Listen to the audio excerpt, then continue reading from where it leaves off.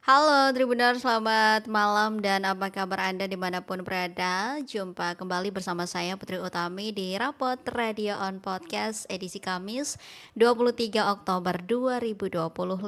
Gimana nih kabar kalian hari ini Tribuners? Semoga selalu dalam keadaan sehat dan juga semangat meskipun udah malam ya Tribuners. Dan yap, seperti biasa di rapot ini selama kurang lebih 30 menit ke depan kita akan menemani Tribuners dengan sejumlah informasi mulai dari informasi cuaca hari ini di 11 kabupaten kota yang ada di Maluku, kemudian akan ada juga informasi mengenai tinggi gelombang hari ini dari BMKG, ada juga info gempa dan jadwal kapal untuk kalian yang mungkin ingin bepergian ke berbagai pulau yang ada di Maluku maupun luar Maluku ya Tribuners. Kemudian nanti akan ada 3 berita yang menjadi headline di portal kami www.tribunambon.com. Nah, untuk kalian Tribuners yang mau request berita ataupun mau menanggapi ya sejumlah informasi yang nanti disampaikan, boleh banget bergabung dan komen di live kanal YouTube Tribun Ambon News, ataupun yang mau kirim-kirim salam juga dipersilakan. Yang mau ngucapin selamat ulang tahun untuk siapapun yang lagi ulang tahun hari ini juga boleh banget Tribuners. Dan seperti biasa ya, di rapot ini kami selalu mulai dengan informasi cuaca, jadi langsung aja ini berdasarkan perakiraan cuaca dari BMKG Maluku untuk hari ini. Yang pertama ada Maluku Tengah dengan cuaca berawan dan suhu udaranya di 24 sampai 30 derajat Celcius Tribuners. Dan untuk kelembapan udaranya di 81 hingga 98%. Kemudian ada Maluku Tenggara dengan cuaca berawan, suhu udaranya di 24 sampai 30 derajat Celcius dan kelembapan udaranya di 73 sampai 82%.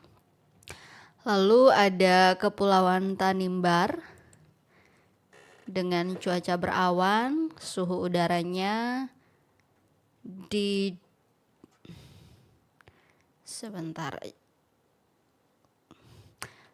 Suhu udaranya di 24 sampai 30 derajat Celcius, kemudian kelembapan udaranya di 51 hingga 97%. Berikutnya ada Pulau Buru dengan cuaca hujan ringan, suhu udaranya di 24 sampai 32 derajat Celcius dan kelembapan udaranya di 71 hingga 98%. Next ada Seram bagian timur dengan cuaca hujan ringan, suhu udaranya di 24 sampai 30 derajat Celcius dan kelembapan udaranya di 71 hingga 98%. Lanjut ada Seram bagian barat dengan cuaca hujan ringan, suhu udaranya di 24 sampai 30 derajat Celcius dan kelembapan udaranya di 72 hingga 97%. Berikutnya ada Kepulauan Aru dengan cuaca berawan, suhu udaranya di 24 sampai 30 derajat Celcius dan kelembapan udaranya di 68 hingga 98%. Lanjut lagi ada Maluku Barat Daya dengan cuaca berawan, suhu udaranya di 24 sampai 30 derajat Celcius serta kelembapan udaranya di 71 hingga 76%. Kemudian ada Buru Selatan, cuacanya hujan ringan, suhu udaranya di 24 sampai 32 derajat Celcius, kemudian kelembapan udaranya di 69 hingga 99%. Nah, ini ada Kota Ambon dengan cuaca berawan, suhu udaranya di 24 sampai 30 derajat Celcius serta kelembapan udaranya di 79 hingga 97%. Terakhir ada Kota Tual dengan cuaca berawan lalu suhu udaranya di 24 sampai 30 derajat Celcius serta kelembapan udaranya di 79 hingga 83%. Kalau kita lihat rata-rata ini cuacanya pada berawan ya Tribuners.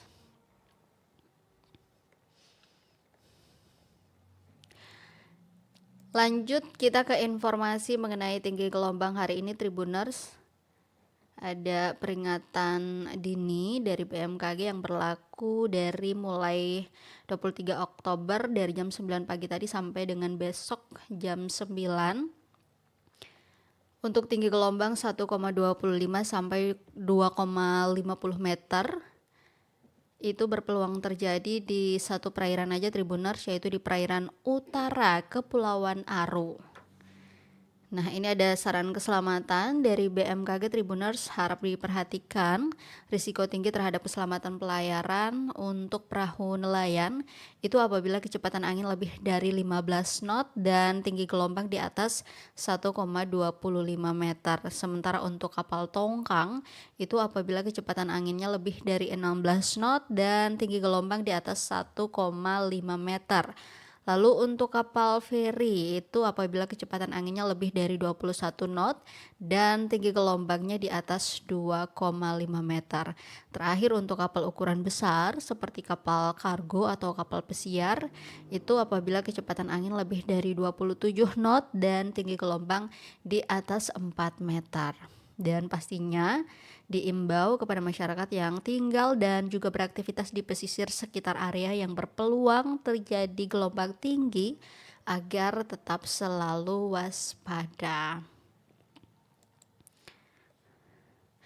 Berikutnya Tribuners, kita punya informasi mengenai gempa hari ini yang terdeteksi oleh BMKG Maluku di 23 Oktober hari ini. Hanya satu kali gempa yang terjadi, yaitu di pukul 8:24 waktu Indonesia Timur, di mana terjadi gempa dengan magnitudo 3,4 di 7 km barat laut Amalatu, Seram bagian barat, dan di 20 km barat daya Elpa Putih, Seram bagian barat juga di kedalaman 11 km.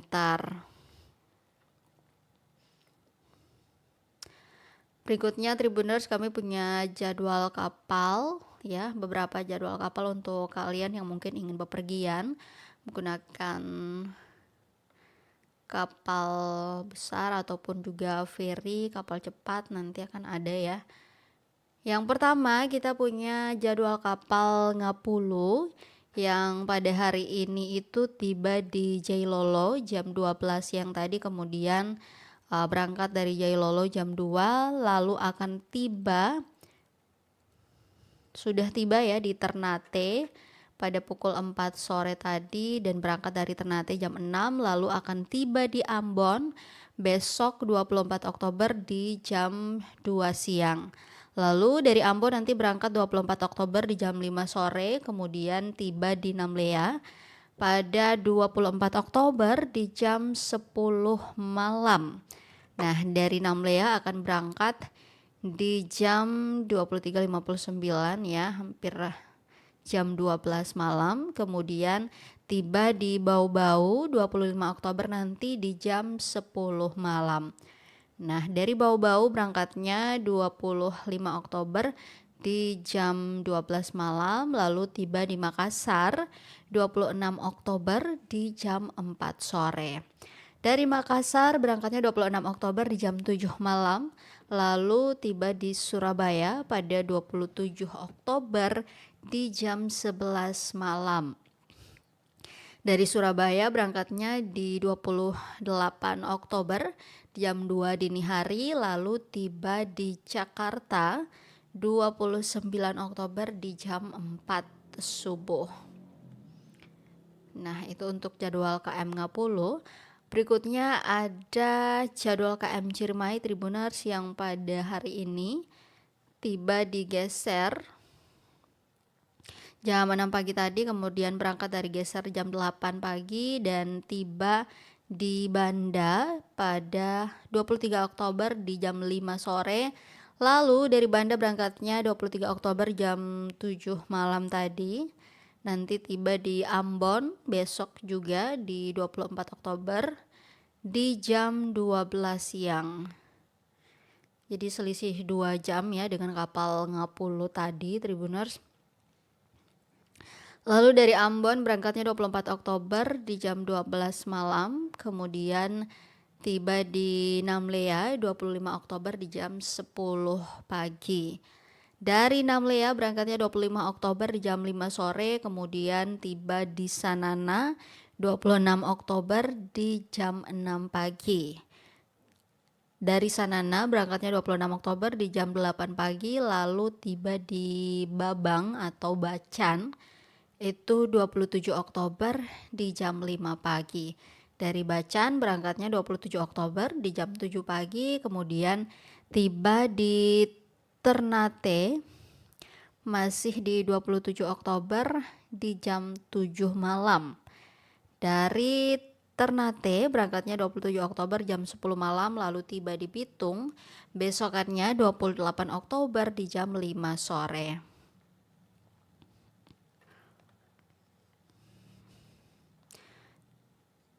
Nah, itu untuk dua jadwal kapal yang ada di Pelabuhan Yosudarso Tribuners. Berikutnya kami punya jadwal kapal yang ada di Pelabuhan Slamet Riyadi atau biasa disebut Pelabuhan Kecil. Untuk hari ini itu ada kapal Cantika Lestari 5E dengan rute Ambon, kemudian menuju Ambalau, lalu Namrole dan Leksula yang berangkat pada pukul 9 malam nanti Tribuners. Nah, untuk kapal Cantika Lestari 5E ini dari kota Ambon itu hanya hari Senin dan juga hari Kamis ya Tribuners, dengan rute menuju Buru Selatan tadi. Lalu ada juga kapal ke Pulau Buru. Ada Cantika Lestari 6E yang akan berangkat pada pukul 9 malam nanti juga. Sementara dari Namlea ke kota Ambon itu ada Cantika Lestari 8A untuk malam ini ya. Kemudian selain itu kami juga punya jadwal kapal hari Kamis ini ada kapal Cantika Lestari 9F yang berangkat pada pukul 4 sore tadi, ada dengan rute yang dilewati itu dari Ambon menuju Buano, kemudian Kawasi, Ternate, Sofifi dan juga Manado. Lalu di hari lainnya ada kapal Cantika Lestari 10C menuju Maluku Utara, itu ada di hari Selasa Tribuners yang berangkat pada pukul 12 siang dengan rute yang dilewati dari Ambon menuju Buano, kemudian Kobi Sadar dan juga Weda. Dan di hari Selasa juga ada kapal Sabuk Nusantara 33 nanti yang berangkat pada pukul 8 malam dengan rute yang dilewati cukup banyak dari Ambon menuju Ambalau, kemudian Wamsisi, Namrole, Leksula, Tifu, Waimulang, Fogi, dan nanti akan kembali ke Ambon dengan rute yang sama.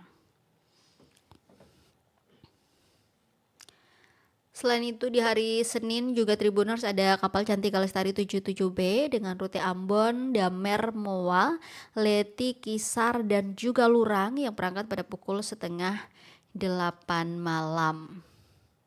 Nah, untuk kalian Tribuners yang mau ke Pulau Buru, selain bisa menggunakan kapal cepat yang ada di Pelabuhan Slamet Riyadi, kalian juga bisa menggunakan feri yang ada di Pelabuhan Penyeberangan Galala menuju Namlea. Hanya saja untuk malam ini itu tidak ada pelayaran ya, hanya ada dari Namlea menuju Galala karena saat ini hanya satu feri yang beroperasi, sementara dua lainnya sedang dalam perbaikan atau lagi docking. Jadi dari kota Ambon atau dari Galala itu besok malam baru ada, sementara malam ini itu dari Namlea Tribuners. Dan juga untuk kalian yang ingin ke Pulau Seram dari kota Ambon bisa menggunakan feri yang ada di Pelabuhan Penyeberangan Hunimua atau Liang menuju Waipirit. Itu ada 3 feri yang beroperasi dengan 10 trip dari mulai setengah 6 pagi sampai dengan setengah 10 malam. Dan untuk yang mau ke Seram bagian selatan bisa menggunakan kapal cepat yang ada di Pelabuhan Penyeberangan Tulehu menuju Amahai, sementara feri yang biasanya beroperasi dari Tulehu menuju Inamarina Masohi itu sementara lagi docking atau tidak beroperasi. Nah, itu dia tadi beberapa jadwal kapal untuk kalian yang mungkin ingin bepergian menggunakan kapal laut Tribuners. Berikutnya kita punya 3 berita yang menjadi headline di portal kami. Yang pertama ini ada berita mengenai penghentian penyelidikan kasus hilangnya pelipus ya. seorang bapak yang hilang di kapal Sabuk Nusantara 87 4 bulan lalu.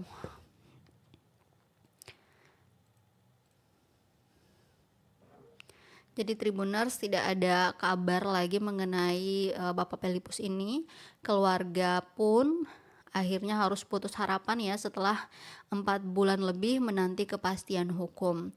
Tepatnya pada pertengahan Oktober lalu, Tribuners, Polda Maluku menghentikan penyelidikan kasus hilangnya Pelipus Taur Wewar saat menumpangi KM Sabuk Nusantara 87 pada hari Sabtu 7 Juni 2025 lalu, di mana saat itu Bapak Pelipus ini berlayar dari Wulur menuju kota Ambon bersama dengan anak perempuannya Anita Taur Wewar. Nah, dalam pelayarannya itu, Tribuners, Bapak Pelipus ini diketahui sedang membawa uang cash senilai kurang lebih ada 21 juta ya, dimana uang itu akan diperuntukkan untuk anak perempuannya Anita ini untuk berkuliah di Universitas Patimura Ambon.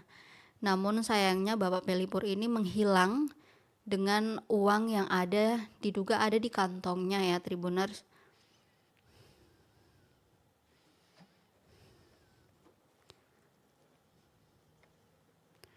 Nah, olah tempat kejadian perkara atau TKP dan juga rekonstruksi memang sudah dilakukan oleh penyidik Polda Maluku di Pelabuhan Yosudarso pada hari Rabu 18 Juni lalu. Namun setelah gelar perkara dan hingga saat ini Polda akhirnya menyepakati bahwa proses penyelidikan dihentikan.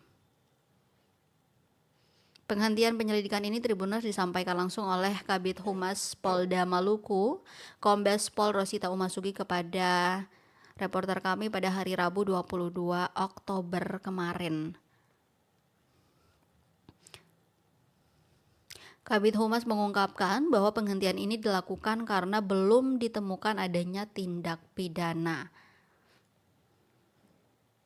Lebih lanjut, disampaikan juga bahwa hal tersebut telah disampaikan ya kepada pihak keluarga.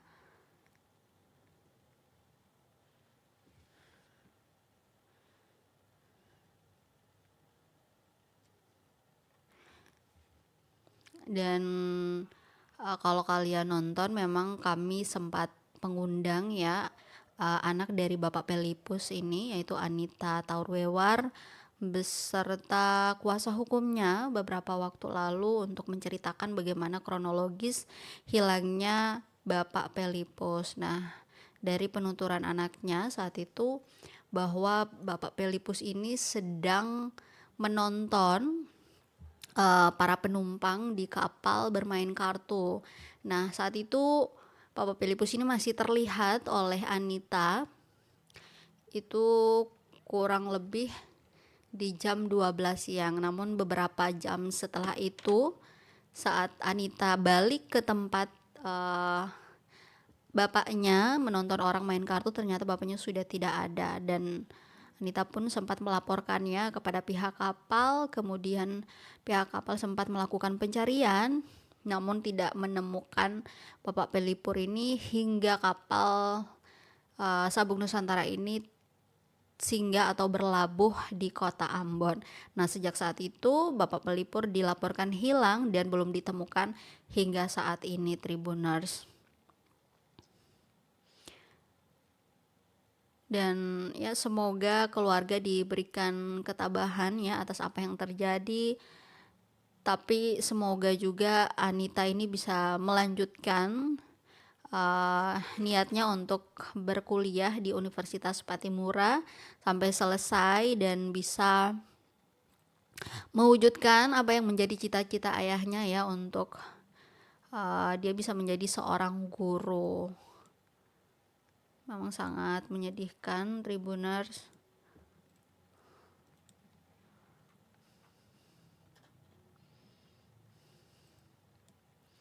Dan hingga saat ini memang masih menjadi teka-teki apakah memang Bapak Pelipur ini jatuh dari atas kapal ke laut atau seperti apa, karena memang hilangnya secara tiba-tiba dan tidak ada tanda-tanda bahwa beliau ini jatuh dari atas kapal. Karena kalau jatuh pun ya kemungkinan ada orang yang melihat, dan sayangnya di kapal itu sendiri tidak ada CCTV yang bisa merekam aktivitas dari para penumpang. Nah, dari kasus hilangnya Bapak Pelipus yang kemudian sudah dihentikan penyelidikannya, Tribuners, kita beralih ke Pulau Buru. Ini ada kasus pencurian toko Libra di Kabupaten Buru yang kemudian polisi telah menetapkan 2 orang sebagai tersangka, namun salah satu tersangka itu diduga ya bukan pelaku tetapi dipaksa untuk mengakui perbuatan yang sebenarnya tidak dilakukan. Jadi Tribuners, kasus pencarian dengan pemberatan di toko Libra Desa Jikumerasa, Kecamatan Namlea, Kabupaten Buru kini memasuki babak baru. Nah, salah satu terduga pelaku yakni AS melalui kuasa hukumnya Marnex Verison menegaskan bahwa kliennya bukan pelaku pencurian sebagaimana dituduhkan. Nah, kepada reporter kami, Verison menyebut bahwa AS ini dipaksa untuk mengakui keterlibatan dalam kasus tersebut bersama dengan tersangka lain. Dia menyebut, ya kuasa hukumnya ini menyebut bahwa AS bukan pelaku tapi dipaksa untuk mengakui bahwa dia bersama-sama dengan tersangka lain itu mencuri. Dan tersangka lain juga dipaksa mengakui bahwa AS terlibat. Sementara itu, Tribuners, korban penganiayaan yang juga terduga pelaku berinisial DA alias RJ mengaku bahwa dia mendapat perlakuan kasar saat pemeriksaan. Nah, dalam kesaksiannya kepada pengacara dari AS, Tribuners, RJ ini mengaku bahwa dia dipukul dengan kayu, bambu, selang hingga menggunakan tonjokan ya, agar mengakui dan menyebut nama AS sebagai pelaku. Nah, ini ada keterangan dari kuasa hukum AS yang menirukan pengakuan dari RJ ya, saya bacakan aja. Dia mengatakan bahwa beta ini sih tahu apa-apa, beta yang dapat tangkap pertama. Dong tanya beta itu OC, beta bilang bukan, itu bukan beta. Lalu dong pukul beta pung kaki, dong kasih telanjang beta, dong kasih tinggal beta dan boxer saja. Lalu dong tutup beta pung mata, baru dong pukul beta pung dalam muka terus. Dong suruh beta duduk pengke, baru beta surasa dingin, beta minta bunuh AC, kasih pakai baju dan celana, dong siksa beta terus. Beta dapat siksa sampai sing mampu lah, sampai beta bilang, bapak ya beta sin tahu apa-apa. Waduh. Nah, menurut RJ, pengakuan yang keluar darinya itu murni karena tekanan fisik selama pemeriksaan. Pengacara dari AS pun memastikan bahwa akan membawa kasus dugaan penyiksaan ini ke pihak berwenang. Dia mengatakan bahwa akan melaporkan ke Propam Polda, kemudian Komnas HAM dan juga Kapolri. Nah, Tribuners, sebelumnya Satreskrim Polres Buru ini mengumumkan telah berhasil mengungkap kasus pencurian dengan pemberatan di toko Libra pada hari Rabu 1 Oktober 2025 dini hari sekitar pukul 3 pagi ya. Dalam kejadian itu ada uang tunai sekitar 200 juta rupiah yang dilaporkan hilang. Kasih Humas Polres Buru, Ibda Jaya Permana menyebut bahwa penangkapan ini dilakukan setelah tim penyidik menganalisis rekaman CCTV dan juga memeriksa sejumlah saksi. Dan 2 orang terduga pelaku, masing-masing DA alias RJ dan juga AS, kemudian diamankan untuk penyelidikan lebih lanjut. Tapi tadi ya, kalau berdasarkan keterangan mereka tuh bukan pelaku tapi dipaksa untuk mengakui perbuatan yang menurut mereka tidak mereka lakukan begitu.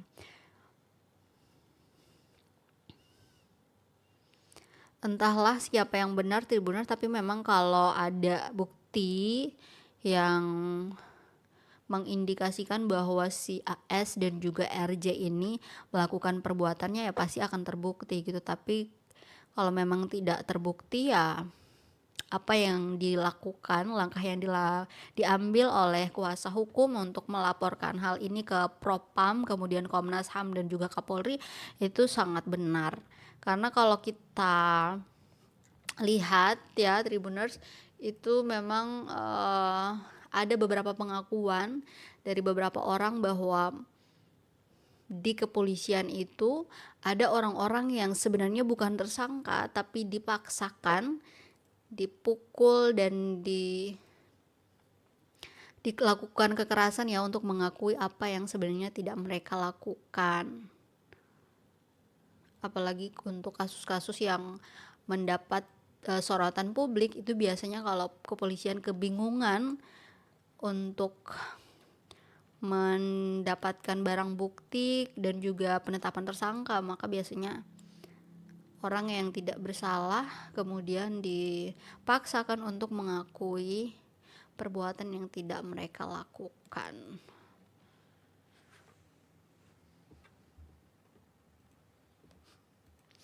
Nah, dari Namlea Tribuners, saatnya kita ke berita terakhir mengenai kantor PT BPDM Tual yang digeledah terkait dugaan korupsi anggaran 2,6 miliar bantuan rumah swadaya. Jadi Tribuners, Kejaksaan Negeri atau Kejari Tual menggeledah kantor PT Bank Pembangunan Daerah Maluku atau BPDM Cabang Tual di Langgur pada hari Rabu 22 Oktober kemarin. Penggeledahan ini sebagaimana tertuang di dalam surat perintah penggeledahan tertanggal 17 Oktober kemarin yang telah memperoleh izin dari Ketua Pengadilan Negeri Tual. Nah, hal ini terkait dengan dugaan tindak pidana korupsi bantuan stimulan peningkatan kualitas rumah swadaya di Desa Tamurhir tahun anggaran 2019 dengan besaran anggaran pada tahun tersebut itu sebesar 2,6 miliar yang bersumber dari dana alokasi khusus atau DAK. Nah, langkah ini Tribuners disampaikan langsung penerangan hukum atau Penkum Kejari Tual dalam rilis yang diterima oleh Tribun Ambon pada hari Kamis 23 Oktober hari ini, dan dijelaskan bahwa langkah penggeledahan ini dilakukan untuk mengumpulkan sejumlah barang bukti dan juga percepatan proses penyidikan. Namun Penkum Kejari Tual tidak menyebutkan secara pasti apa yang diamankan dalam penggeledahan ini. Diketahui juga Tribuners bahwa kasus ini merupakan tindak lanjut dari informasi dan laporan yang disampaikan oleh masyarakat Kota Tual bahwa dari anggaran 2,6 miliar itu terdiri dari 120 penerima bantuan dengan jumlah dana yang diperoleh masing-masing penerima sebesar 22,2 juta ya, di mana jumlah itu mencakup biaya material serta upah kerja tukang sesuai dengan RAB dan mobilisasi material dari dan juga menuju lokasi pekerjaan. Namun dalam pembentukan daftar rencana pembelian bahan bangunan, masyarakat penerima ini tidak pernah dilibatkan, dan DPRB 2 yang seharusnya diberikan kepada penerima justru tidak diserahkan, sehingga penerima bantuan tidak mengetahui bahan material apa saja yang seharusnya diperoleh.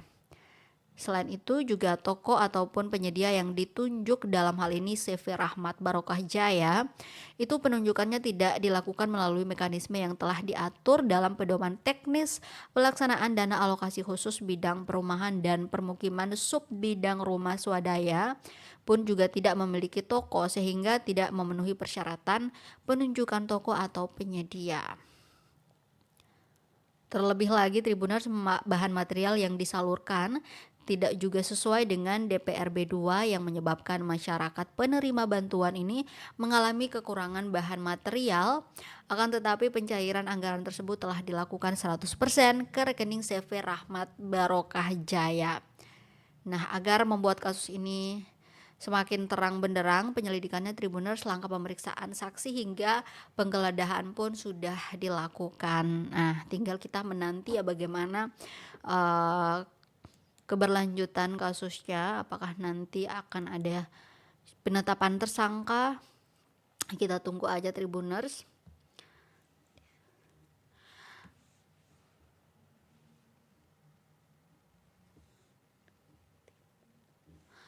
Oke Tribuners, gak terasa udah 30 menit lebih ya kita bersua di rapot kali ini. Itu dia tadi berbagai informasi yang harus kalian update ya Tribuners hari ini.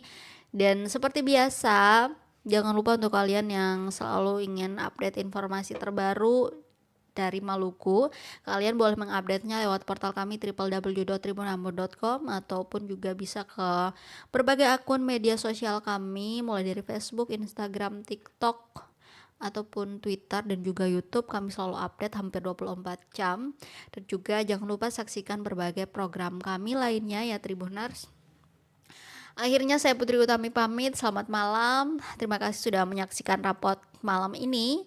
Selamat malam, sampai jumpa dan amato. Download Tribun X sekarang. Menghadirkan lokal menjadi Indonesia.